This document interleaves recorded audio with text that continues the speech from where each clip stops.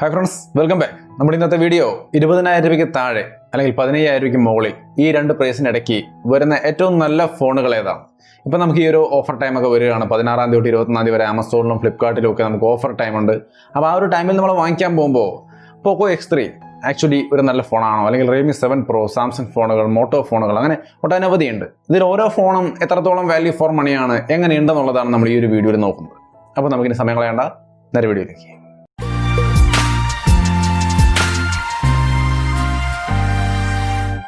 20,000 രൂപ റേഞ്ചിൽ നമുക്ക് ഒന്നിലധികം ഫോണുകളുണ്ട്. സാംസങ്ങിൻ്റെ M31s, സാംസങ്ങിൻ്റെ ഫോൺ എന്ന രീതിയിൽ അവിടെ ഒരു നല്ല ഫോണാണ്. അതേപോലെ realme 7 Pro ഉണ്ട്. 1,000 രൂപ കുറവ് കൊടുത്താൽ പോലും നമുക്ക് പോക്കോ X3 ഒരു ഡീസൻറ്റ് ഫോൺ തന്നെയാണ്. അപ്പോൾ ആ രീതിയിൽ നോക്കുമ്പോൾ അവിടെ ഒരുപാട് നല്ല ഫോണുകളുണ്ട്.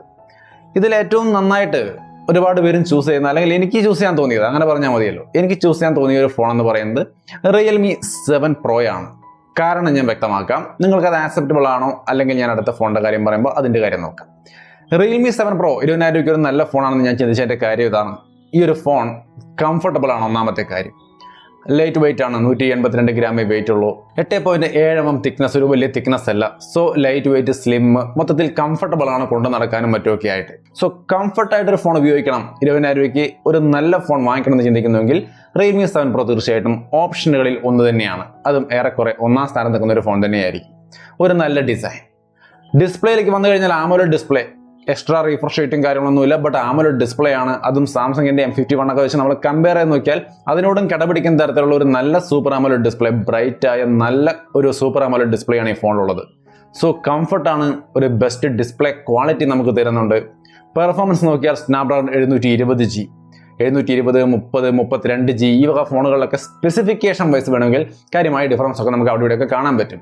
ബട്ട് റിയൽ ലൈഫ് യൂസേജിൽ കാര്യമായ ഒരു ഡിഫറൻസ് നിങ്ങൾക്ക് ഫേസ് ചെയ്യാൻ പോകുന്നില്ല. ഇതൊക്കെ ഒരൊറ്റ കാറ്റഗറിയാണ്. സോ ഒരു മികച്ച പെർഫോമൻസ് ഡിപ്പാർട്ട്മെന്റ് ഈ ഫോണുണ്ട്. വിത്ത് ട്രിപ്പിൾ കാർഡ് സ്ലോട്ട്, 2 സിമ്മും മെമ്മറി കാർഡ് ഉപയോഗിക്കാം. സോ ഓവറോൾ ഒരു good performance department. LPDDR4X RAM, UFS 2.1 സ്റ്റോറേജും എല്ലാ കാര്യങ്ങളും, ഒപ്പം തന്നെ ഒപ്റ്റിമൈസ്ഡ് ആയ realme UI. ഓവറോൾ നല്ലൊരു പെർഫോമൻസ്. ബാറ്ററി നോക്കിയാൽ 4500 mAh. അതിൻ്റെ കൗണ്ട് നോക്കാം, നമ്പർ നോക്കുമ്പോൾ നമുക്ക് ഇച്ചിരി കുറവായിട്ട് തോന്നും, 4500 അല്ലേ. ബട്ട് ഒരു ദിവസത്തേക്ക് കൂടുതൽ സുഖമായിട്ട് ബാറ്ററി ലൈഫ് കിട്ടുന്ന നല്ല ഒപ്റ്റിമൈസ്ഡ് ആയി പെർഫോം ചെയ്യുന്ന ഒരു ഡിവൈസാണ്. സോ ബാറ്ററി ലൈഫിൽ വലിയ ഇഷ്യൂസ് ഒന്നും വരുന്നില്ല. 65 വാട്ടിൻ്റെ ഫാസ്റ്റ് ചാർജിങ് 38 മിനിറ്റ് കൊണ്ട് ആ ഫോൺ ഈസി ആയിട്ട് ഫിൽ ചെയ്തെടുക്കുന്നുണ്ട്. സോ നല്ലൊരു ഫാസ്റ്റ് ചാർജിങ് അതിൻ്റെ ഒപ്പം വരുന്നുണ്ട്. ക്യാമറ, മെയിൻ ക്യാമറ ഒക്കെ അടിപൊളിയാണ്.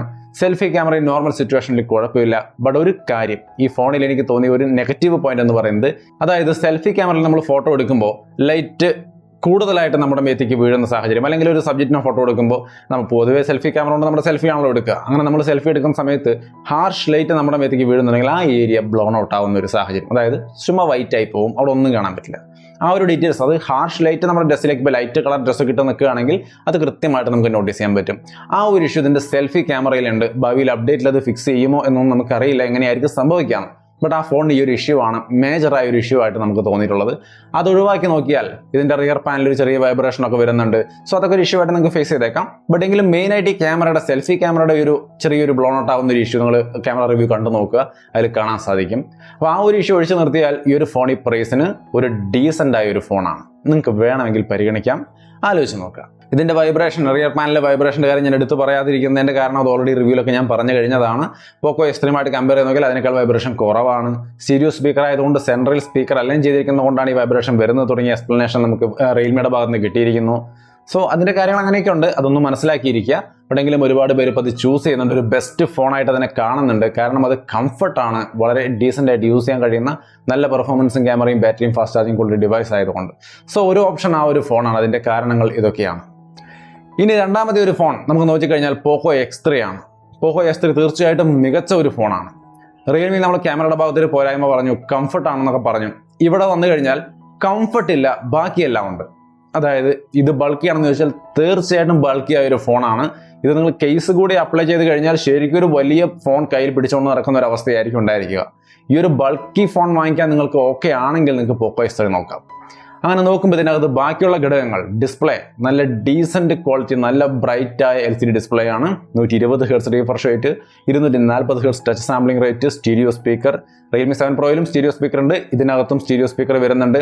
അവിടെ ഞാൻ പറഞ്ഞു ആ സ്പീക്കർ അവിടെ സ്റ്റീരിയോ ആണ്, സെൻട്രൽ അലൈൻഡ് ആണ്, അതുകൊണ്ട് ബാക്ക് പാനലിൽ ഒരു വൈബ്രേഷൻ ഉണ്ടെന്ന്.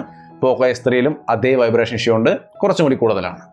ബട്ട് സ്റ്റീരിയോ സ്പീക്കറും കാര്യങ്ങളൊക്കെയുള്ള നല്ല ഡിസ്പ്ലേ റിഫ്രഷ് റേറ്റുകളൊക്കെ ഉള്ള ഒരു ഫോണാണ്. അതേപോലെ തന്നെ ഇതിൻ്റെ പെർഫോമൻസ് നോക്കിയാൽ 732G ഡീസൻറ്റ് പെർഫോമൻസ് ആണ്.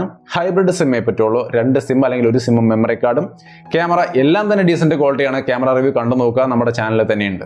അത് കണ്ടു നോക്കിയിട്ട് നിങ്ങളുടെ താല്പര്യത്തിന് പറ്റിയ ഒരു ക്യാമറ സെറ്റപ്പ് ആണെന്ന് കണ്ട് മനസ്സിലാക്കുക. ബാറ്ററി 6000 mAh നോർമലായ ഒരു ബാറ്ററി ലൈഫ് തരുന്നുണ്ട്. ഈ റിഫ്രഷ് റേറ്റ് കൂടിയ റിഫ്രഷ് റേറ്റ് ഇട്ടാൽ ഒരു കൂടിയ ബാറ്ററി ലൈഫ് കിട്ടില്ല. ഇവിടെ നിങ്ങൾ റിഫ്രഷ് റേറ്റ് നോർമലി 60 Hz ആക്കുകയാണെങ്കിൽ കുറച്ചുകൂടി നല്ല ബാറ്ററി ലൈഫ് കിട്ടും.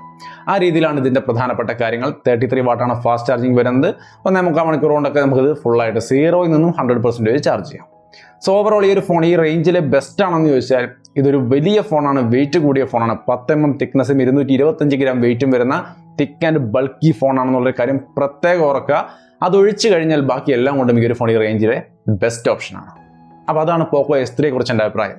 7 Pro ആണ് ഞാനിവിടെ ചൂസ് ചെയ്തത്. അത് കംഫർട്ടബിൾ ആയതുകൊണ്ട് ഈ ഫോൺ നിങ്ങൾക്ക് ഈ കംഫർട്ട് നിങ്ങൾക്ക് ഒരു പ്രശ്നമേ അല്ലെങ്കിൽ തീർച്ചയായിട്ടും പോക്കോ S3 ആയിരിക്കും അടുത്ത ഏറ്റവും നല്ല ഓപ്ഷനായിട്ട് ഇവിടെ വരാൻ പോകുന്നത്. ഇനി പോക്കോ S3യുടെ കാര്യം പറഞ്ഞ് അവസാനിപ്പിക്കുമ്പോൾ ഒരു കാര്യം കൂടി മെൻഷൻ ചെയ്യാനുള്ളത്, ഇതിൻ്റെ മുൻപത്തെ ജനറേഷൻ പോക്കോ X2 അത് സ്റ്റിൽ ഒരു നല്ല ഫോൺ തന്നെയാണ്. ഈ പോക്കോ S3യിലേക്ക് വരുമ്പോൾ 6000 mAh ബാറ്ററി, അതായത് പോക്കോ S2യിലുള്ള 4500 mAh പവർ കൂടിയ 6000 mAh ബാറ്ററി ഉള്ളതുകൊണ്ട് തന്നെ ഇത് കുറെ കൂടി അഡ്വാൻസ്ഡ് ആണ്. സ്റ്റീരിയോ സ്പീക്കറും കാര്യങ്ങളൊക്കെ ഉണ്ട്. കുറെ കൂടി ബെറ്റർ ആയ ഓപ്ഷൻ തന്നെയാണ് പോക്കോ X3. പക്ഷെ ഇത്രയും വലിയൊരു ബൾക്കി ആയ ഒരു ഫോണൊന്നും നിങ്ങൾക്ക് താല്പര്യമില്ല. പോക്കോയുടെ ലോഞ്ചറും പോക്കോയുടെ UIയും പോക്കോ ഫോൺ ഇഷ്ടമുള്ളവരാണ്. ഈ ബൾക്കി ഫോൺ വേണ്ട, അങ്ങനത്തെ ഒരു സാഹചര്യത്തിൽ നിൽക്കുന്നുണ്ടെങ്കിൽ നിങ്ങൾക്ക് പോക്കോ S3 ഒഴിവാക്കിയിട്ട് X2 എടുക്കാം. അത് സ്റ്റിൽ ഒരു നല്ല ഫോണാണ്. അത് നമുക്ക് 6GB RAM 64GB സ്റ്റോറേജ് നമുക്ക് ഏകദേശം 17500 കിട്ടുന്നുണ്ട്. അത് തന്നെ അതിൻ്റെ പ്രധാനപ്പെട്ട സ്പെസിഫിക്കേഷൻസ് നോക്കിയാൽ സ്നാപ്ഡ്രാഗൺ 730G എന്ന് പറയുന്ന നല്ല സ്ട്രോങ് ആയ പ്രൊസസർ തന്നെയാണുള്ളത്. 4500 mAh ബാറ്ററിയാണ് വരുന്നത്. 64 MP ക്വാഡ് ക്യാമറയുണ്ട്, ഡുവൽ ഫ്രണ്ട് ക്യാമറയുണ്ട്. അങ്ങനെ ടോട്ടലി അതും ഒരു വർത്തായ ഫോൺ തന്നെയാണ്. ബട്ട് അതിനേക്കാൾ ചില മേഖലകളിൽ ഇംപ്രൂവ്ഡ് ആയ ഫോണാണ് X3. അതുകൊണ്ട് നമുക്ക് അപ്ഡേറ്റഡ് ആയ X3 ഇവിടെ ഒരു നല്ല ഫോണായിട്ട് പ്രിഫർ ചെയ്യാം.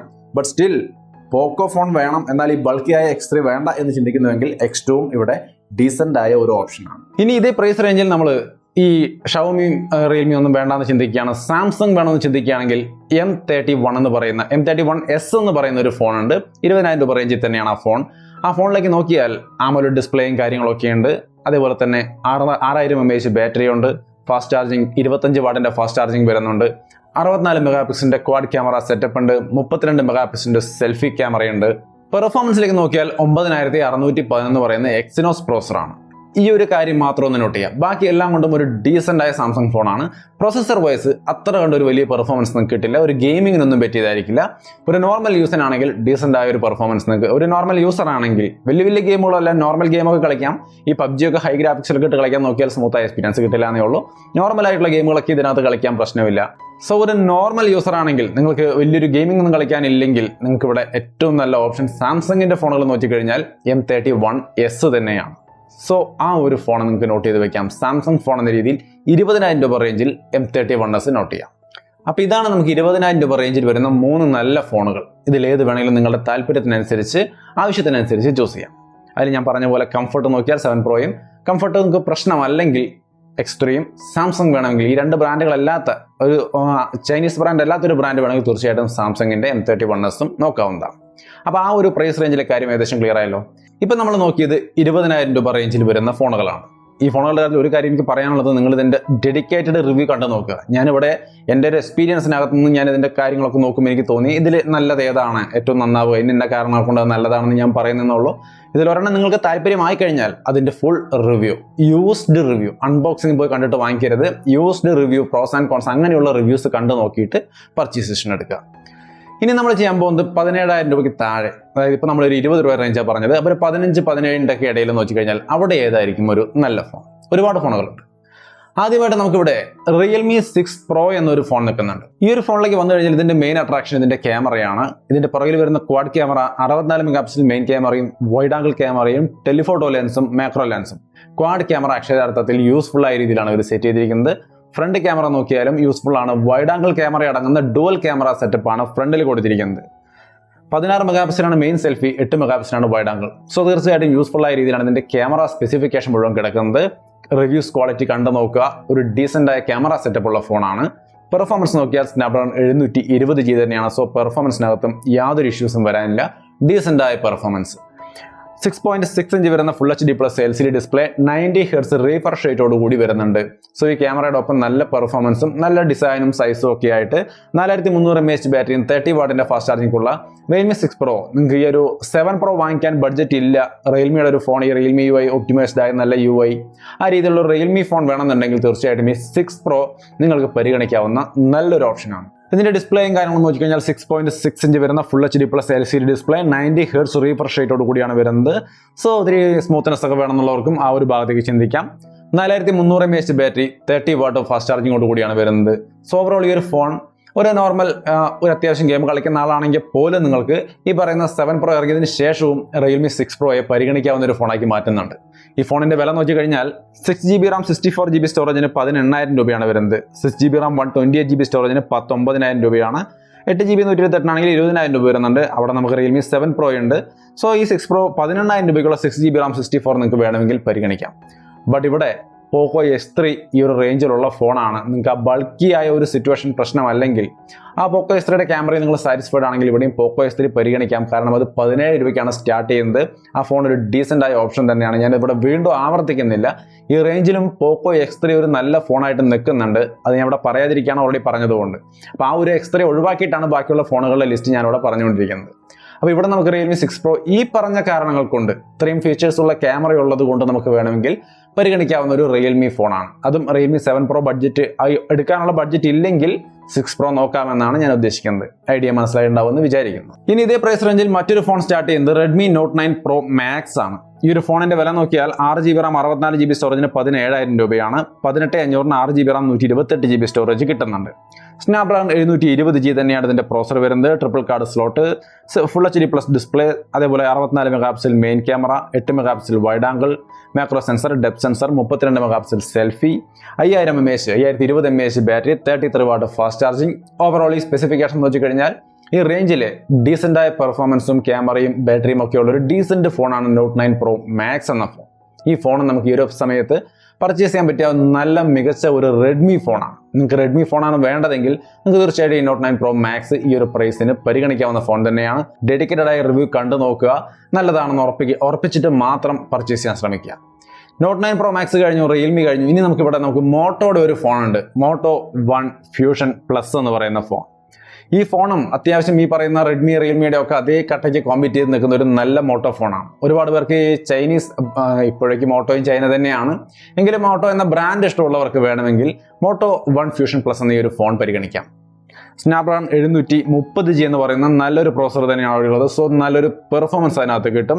5000 mAh ബാറ്ററിയും 18 വാട്ട് ഫാസ്റ്റ് ചാർജിങ്ങും വരുന്നുണ്ട്. 64 മെഗാപിക്സൽ ക്വാഡ് ക്യാമറയും ഫ്രണ്ട് ക്യാമറ 16 മെഗാപിക്സലും വരുന്നുണ്ട്. 6.5 ഇഞ്ച് വരുന്ന full HD plus LCD display ഉണ്ട്. സോ മോട്ടോ 1 Fusion Plus ഈ ഒരു പ്രൈസിൽ മറ്റേത് ഫോണിന്റെ ഒപ്പം കോമ്പീറ്റ് ചെയ്ത് നിൽക്കാൻ തക്ക കപ്പാസിറ്റി ഉള്ള ഒരു മോട്ടോ ഫോണാണ്. മറ്റേതിനേക്കാളൊക്കെ ബെറ്റർ എന്നല്ല ഞാൻ ഉദ്ദേശിച്ചത്. മോട്ടോ ഫോൺ എന്ന രീതിയിൽ നിങ്ങൾ നോക്കുകയാണെങ്കിൽ തീർച്ചയായിട്ടും ഈ റേഞ്ചിൽ നിങ്ങൾക്ക് മോട്ടോയുടെ ഈ ഒരു ഫോൺ പരിഗണിക്കാവുന്ന ഒരു നല്ല ഫോൺ തന്നെയാണ്. മറ്റു ചില ഫോണുകളൊക്കെ ഉണ്ട്, ബട്ട് അതൊന്നും ഇപ്പോൾ ഈ ഒരു പ്രൈസ് റേഞ്ചിൽ അവൈലബിൾ അല്ല. അവൈലബിൾ ആയ ഫോണുകളുടെ കാര്യം മാത്രമാണ് നമ്മൾ ഈ വീഡിയോയിൽ പറയുന്നത്. സോ മോട്ടോ 1 Fusion Plusഉം നിങ്ങൾക്ക് നിങ്ങളുടെ ലിസ്റ്റിൽ ഉൾപ്പെടുത്താം. അതിന്റെ കാര്യം ഒന്ന് വിശദമായിട്ട് റിവ്യൂ കണ്ടു നോക്കിയിട്ട് തീരുമാനിക്കാം. അപ്പോൾ മോട്ടോയുടെ ഒരു ഫോൺ കൂടി ഈ ഒരു പ്രൈസ് സെഗ്മെന്റിൽ നിങ്ങൾക്ക് വേണ്ടിയിട്ട് വരുന്നുണ്ട്. ഇനി ഈ ബ്രാൻഡുകളൊന്നും പറ്റില്ല, നമുക്ക് സാംസങ്ങിന്റെ ഫോണുകൾ തന്നെ വേണമെന്ന് ചിന്തിക്കുന്നവർ, എന്നാൽ 20,000 രൂപ കൊടുത്ത് M31s എടുക്കാൻ നിവൃത്തിയില്ല, അല്ലെങ്കിൽ അതിന് താല്പര്യമില്ല, അതിനേക്കാൾ ബെറ്റർ ആയ ഒരു പ്രൈസിൽ കിട്ടണമെന്ന് ചിന്തിക്കുന്നുണ്ടെങ്കിൽ M31 തീർച്ചയായിട്ടും ഒരു നല്ല ഓപ്ഷനാണ്. ഇതിന്റെ പ്രൈസ് നോക്കിയാൽ 6GB RAM 64GB സ്റ്റോറേജിന് 16,500 രൂപയാണ്. 128GB സ്റ്റോറേജിനാണെങ്കിൽ 17,500 വരുന്നത്. കൂടിയ 8GB RAM 128GB സ്റ്റോറേജ് ഉണ്ട്, അത് 19,500. ആ പ്രൈസിൽ നമുക്ക് M31s ഒക്കെ കിട്ടാനുണ്ട്, പക്ഷെ റാം കുറവായിരിക്കും. എങ്കിലും നമുക്ക് ഇത് സ്റ്റാർട്ടിംഗ് പ്രൈസ് നോക്കിയാൽ 6GB RAM 64GB സ്റ്റോറേജിന് 16,500. അങ്ങനെ 16,500 ഈ ഒരു ഫോൺ സ്റ്റാർട്ട് ചെയ്യുന്നു പറയുമ്പോൾ M31s നിന്നും കാര്യമായൊരു ഡിഫറൻസ് ഉണ്ട് എന്ന് വിചാരിക്കേണ്ട. സെയിം പ്രൊസസർ 9615 സെയിം പ്രൊസസറാണ് വരുന്നത്. ഡിസ്പ്ലേ സൂപ്പർ AMOLED തന്നെയാണ് വരുന്നത്. അതേപോലെ തന്നെ 6000 mAh ബാറ്ററി ഉണ്ട്. 15 വാട്ട് ഫാസ്റ്റ് ചാർജിങ്ങേ വരുന്നുള്ളൂ എന്നുള്ളതാണ് ഒരു main difference. Selfie camera 32 megapixel തന്നെയാണ്. 64 മെഗാപിക്സലിന്റെ മെയിൻ ക്യാമറയും 8 മെഗാപിക്സലിന്റെ വൈഡ് ആംഗിൾ ക്യാമറ, പിന്നെ ഡെപ്ത് സെൻസറും മാക്രോ സെൻസറും ഒക്കെ ആയിട്ട് ഏറെക്കുറെ M31s പോലത്തെ തന്നെ ഒരു ഫോണാണ് M31. സോ നിങ്ങൾ 20,000 രൂപ കൊടുത്ത് M31s എടുക്കണം എന്നില്ല, പകരം M31 എടുത്താലും നിങ്ങളുടെ ഒരു സാംസങ് ഫോൺ എടുക്കണം എന്നുള്ള കാര്യം നടക്കും. കാരണം രണ്ടും ഏറെക്കുറെ ഒരേ പെർഫോമൻസ് എല്ലാ മേഖലയിലും തരും. മെയിൻ ആയിട്ടും ഈ ഫാസ്റ്റ് ചാർജിങ്ങിന്റെ ഒരു ഡിഫറൻസ് അവിടെ നിങ്ങൾക്ക് ഫേസ് ചെയ്യാൻ പോകുന്നുണ്ട്. അപ്പോൾ M31 എന്ന് പറയുന്ന ഫോൺ 16-17 രൂപ റേഞ്ചിൽ നിൽക്കുന്ന നല്ലൊരു സാംസങ് ഫോണാണ്. ഇനി നിങ്ങൾക്ക് ഈ ഒരു മെയിൻ സ്പെക്കൊന്നും വലിയ വിഷയമല്ല. നിങ്ങൾക്ക് കൂടുതൽ റാമുള്ള ഫോണുകൾ വേണമെങ്കിൽ 15,000 താഴെ കിട്ടുന്ന പല ഫോണുകളുടെയും കൂടിയ റാം വേരിയന്റുകളിൽ 16-17 രൂപയ്ക്ക് കിട്ടുന്നുണ്ടാവും. അപ്പോൾ അതും വേണമെങ്കിൽ നിങ്ങൾക്ക് പരിഗണിക്കാം. 15,000 താഴെയുള്ള ബെസ്റ്റ് ഫോണുകൾ ഏതാണെന്നുള്ളത് ഞാൻ വരും ദിവസങ്ങളിൽ വീഡിയോ ചെയ്യുന്നുണ്ട്. അത് കണ്ടു നോക്കിയിട്ട് നിങ്ങൾക്ക് അത് ഓക്കെ ആണെങ്കിൽ അതിന്റെ കൂടിയ റാമുള്ള 6GB 8GB റാമുള്ള ഫോണുകൾ 16-17 രൂപയ്ക്ക് കിട്ടാനുണ്ട്. അപ്പോൾ അത് നോക്കുക. നിങ്ങൾ റാം കൂടുതൽ ചിന്തിക്കുന്ന ആൾക്കാരാണെങ്കിൽ നിങ്ങൾക്ക് 15,000 താഴെയുള്ള പല ഫോണുകളുടെയും കൂടിയ റാം വേരിയന്റുകൾ 17 രൂപയ്ക്ക് കിട്ടും. പക്ഷേ ഇവിടെ നമ്മൾ ഓൾ റൗണ്ടർ എല്ലാ കാര്യങ്ങളിലും 17 രൂപയ്ക്ക് ഒരു ബെസ്റ്റ് വാല്യൂ ആയിട്ട് തോന്നിയ ഫോണുകളാണ് നമ്മളിവിടെ മെയിൻ ആയിട്ട് നിങ്ങളോട് പറഞ്ഞിരിക്കുന്നത്. ഇനി ഈ പറഞ്ഞ ബ്രാൻഡുകളൊന്നും കൂടാതെ ഓപ്പോയുടെയും വിവോയുടെയും ഫോണുകൾ ഇല്ലേ എന്ന് ചിന്തിക്കുന്നവരുണ്ടെങ്കിൽ നിങ്ങൾക്ക് ഓഫ്ലൈനിലോ വാങ്ങിക്കാൻ കഴിയുന്ന ഓപ്പോ F17 വളരെ സ്ലിമ്മായ കംഫർട്ടബിളായ നല്ല അഭിപ്രായം നേടിയുള്ള ഒരു ഫോണാണ് ഓപ്പോ F17. വെയിറ്റ് നോക്കിയാൽ 163 ഗ്രാം മാത്രമേ വരുന്നുള്ളൂ. തിക്നെസ് ഒക്കെ 7.45 ഗ്രാം ആണ്. എന്ന് വെച്ചാൽ വളരെ സ്ലിം ആണ്, വളരെ ലൈറ്റ് വെയിറ്റ് ആണ്. അങ്ങനെ കോമ്പാക്റ്റ് ആയ വളരെ കംഫർട്ടായിട്ട് യൂസ് ചെയ്യാൻ കഴിയുന്ന ഫോണുകൾ എന്ന് ചിന്തിക്കുന്ന ആൾക്കാരുണ്ടെങ്കിൽ നിങ്ങൾക്ക് ഈ ഓപ്പോയുടെ S17 എടുത്താലും കുഴപ്പമില്ല. ബട്ട് മറ്റുള്ള ഒരു ഫോണിൻ്റെയും അത്രയും ഒരു പെർഫോമൻസോ സ്പെസിഫിക്കേഷനോ നമുക്ക് ഈ ഫോണിൽ കിട്ടില്ല. ഇതാണ് ഇതിനകത്തെ ഏറ്റവും വലിയ കാര്യം, അതായത് സ്ലിം ആൻഡ് കംഫർട്ടബിൾ. ഈ ഫോൺ ഏറ്റവും അധികം ഓഫർ ചെയ്യുന്നത് അതാണ്. ബാക്കിയുള്ള കാര്യങ്ങൾ നോക്കിയാൽ സ്നാപ്ഡ്രാഗൺ 662 ഒരു മിനിമം പെർഫോമൻസ് ലെവൽ കിട്ടും. ആമോലെഡ് ഡിസ്പ്ലേയുടെ ഒരു ക്വാളിറ്റി നമുക്ക് അതിനകത്തുണ്ട്. 16 മെഗാ പിക്സൽ ക്വാഡ് ക്യാമറയാണ്, 16 മെഗാ പിക്സലിന്റെ സെൽഫി ക്യാമറയും 4000 mAh ബാറ്ററിക്ക് 30 വാട്ട് ഫാസ്റ്റ് ചാർജിങ്ങും സപ്പോർട്ട് ചെയ്യുന്നുണ്ട്. സോ ഒരു നോർമൽ യൂസറെ സംബന്ധിച്ച് ഒരു ഇഷ്യൂ ഉണ്ടാവാനില്ല. ഒരു നോർമലായ പെർഫോമൻസ് വിത്ത് ഈ കംഫർട്ടബിൾ ആയ ലൈറ്റ് വെയിറ്റ് ആയ സ്ലിം ആയ ഫോൺ നിങ്ങൾക്ക് കിട്ടും എന്നുള്ളതാണ് F17 എന്ന ഫോണിന്റെ പ്രത്യേകത. അപ്പോൾ ഓപ്പോയുടെ ഫോണുകൾ ഇഷ്ടപ്പെടുന്നവർക്ക് വേണമെങ്കിൽ പരിഗണിക്കാവുന്ന ഒരു നല്ല ഫോണാണ് ഓപ്പോ F17. ഇനി നിങ്ങൾക്ക് മറ്റൊരു ഫോൺ കൂടി ഓപ്പോ കൂടാതെ വിവോയുടെ ഫോണുകൾ വേണമെങ്കിൽ എടുക്കാം. പക്ഷേ വിവോയുടെ V17 ഒക്കെ 20,000 രൂപയാണ് വരുന്നത്. വിവോയുടെ ഫോൺ വേണമെങ്കിൽ 20,000 രൂപയ്ക്ക് V17 എടുക്കാം. Snapdragon 675, 48 mega pixel quad camera, 32 mega pixel selfie camera, 4500 mAh battery, 18 watt fast charging, ഇങ്ങനെയുള്ള കാര്യങ്ങളൊക്കെ ഉണ്ട്. ഒരു ഡിസൈൻ സെറ്റപ്പ് ആണ്. ബട്ട് കോമ്പറ്റീഷൻ നോക്കി കഴിഞ്ഞാൽ അതിൻ്റെ ഒന്നും ഒരു തരത്തിലും കോമ്പീറ്റ് ചെയ്ത് നോക്കാൻ പറ്റുന്ന ഒരു സ്പെസിഫിക്കേഷൻ അല്ല ഈ ഫോണിനുള്ളത്. ബട്ട് വിവോയുടെ ഫോൺ വേണമെന്നുണ്ടെങ്കിൽ 20,000 രൂപയ്ക്ക് ഈ ഒരു ഫോൺ നിങ്ങൾക്ക് പരിഗണിക്കാം. ഇതിന്റെ കുറഞ്ഞ റാം വേരിയന്റ് ഉണ്ടായിരുന്നു, പക്ഷേ ഇപ്പോഴേക്കും ഞാൻ നോക്കിയപ്പോൾ കാണുന്നില്ല. 20,000 രൂപയുടെ ഒരു വേരിയന്റ് മാത്രമാണ് ഇപ്പോൾ കാണുന്നത്. സോ കെയർഫുൾ, നോക്കിയിട്ട് ചിലപ്പോൾ ഷോപ്പിലൊക്കെ ഉണ്ടാവായിരിക്കും. അതുകൊണ്ട് അതൊന്ന് ചെക്ക് ചെയ്ത് നോക്കുക. നല്ല പ്രൈസ് ആണെന്ന് കണ്ടാൽ ഒരു നോർമൽ യൂസിന് തീർച്ചയായിട്ടും ഒരു നല്ല ഫോൺ തന്നെയായിരിക്കും വിവോയുടെ V17 ഓപ്പോയുടെ F17 ഒക്കെ. അപ്പോൾ എന്തായാലും അത്രക്കാർക്ക് വേണമെങ്കിൽ അങ്ങനെ ഒരു നോർമൽ യൂസിനുള്ള ആൾക്കാർക്ക്, കംഫർട്ടബിൾ നോക്കുന്ന ആൾക്കാർക്ക് ഈ ഓപ്പോയുടെയും വിവോയുടെയൊക്കെ ഫോണുകളും പരിഗണിക്കാം. റിയൽമി ഇഷ്ടമാണെങ്കിൽ റിയൽമി 7 Pro തീർച്ചയായിട്ടും കംഫർട്ടബിൾ ആയ ഒരു ഫോൺ തന്നെയാണ്. നമുക്ക് അതും പരിഗണിക്കാം ഓൺലൈനിൽ. ബാക്കി ഈ പറഞ്ഞ രീതിയിലുള്ള കാര്യങ്ങളൊക്കെ നമുക്ക് ടോട്ടലി നല്ല ഫോണുകളായിട്ട് വരുന്നുണ്ട്. ഇത് കൂടാതെയും കുറച്ച് ഫോണുകളൊക്കെ വേറെ ഉണ്ട്. ബട്ട് എങ്കിലും എനിക്ക് ഏറ്റവും നന്നായിരിക്കുക മോട്ടോയുടെ ഫോൺ നോക്കുമ്പോൾ ഏറ്റവും നല്ലത്, അതുപോലെ റെഡ്മിയുടെ നോക്കുമ്പോൾ ഏറ്റവും നല്ലത്, പോക്കോ നോക്കുമ്പോൾ ഏറ്റവും നല്ലത്, അങ്ങനെ ഏറ്റവും നല്ലതെന്ന് എനിക്ക് തോന്നിയ ഫോണുകളാണ് ഞാനിവിടെ ലിസ്റ്റ് ഔട്ട് ചെയ്തത്. അപ്പോൾ ഈ വീഡിയോ ഇഷ്ടപ്പെട്ടാൽ തീർച്ചയായിട്ടും ലൈക്ക് ചെയ്തും ഷെയർ ചെയ്തൊക്കെ സപ്പോർട്ട് ചെയ്യാം. ഓഫറുകൾ എങ്ങനെയാണ് നോക്കേണ്ടത്, ഓഫറുകൾ എന്തൊക്കെയാണ് വന്നിരിക്കുന്നതൊക്കെ നമ്മൾ വരും ദിവസങ്ങളിൽ ഓഫറുകൾ റിവീൽ ആയി കഴിയുമ്പോൾ നമ്മൾ ചെയ്യുന്നുണ്ട്. അപ്പോൾ വീഡിയോ കണ്ടു നോക്കുക, പർച്ചേസ് ചെയ്യുക. വീഡിയോ ഇഷ്ടപ്പെട്ടാൽ ലൈക്ക് ചെയ്തും ഷെയർ ചെയ്തൊക്കെ നമ്മൾ സപ്പോർട്ട് ചെയ്തോളൂ. വീണ്ടും ഒരു വീഡിയോ ആയിട്ട് കണ്ടുമുട്ടാം. ബൈ.